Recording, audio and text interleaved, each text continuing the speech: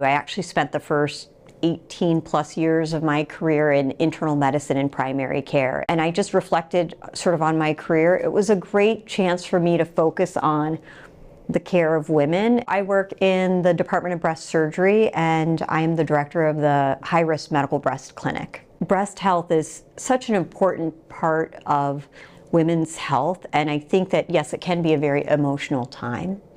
And women who are at elevated risk are also facing a lot of fear. And so to be able to guide them through that process to help them make decisions that are best for their health is probably the best part of what I get to do. So patients that might be presenting with a breast complaint, whether it's pain or maybe a lump, women who are high risk or wondering if they're high risk.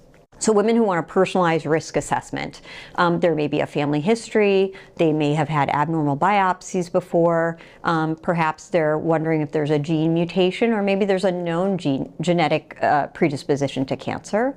And then we also see survivors.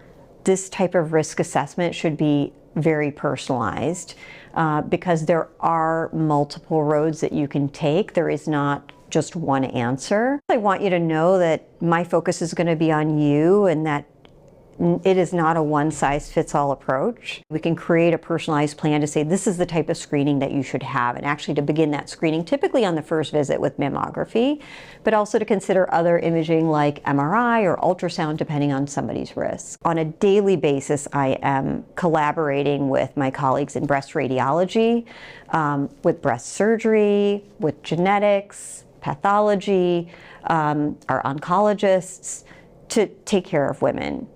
And it's very easy for me to pick up the phone and call one of my colleagues to discuss a patient case. I think the most rewarding parts of my job are helping to empower women to feel like they have support, resources, technology, and science, and the most advanced practitioners helping to guide them towards their health.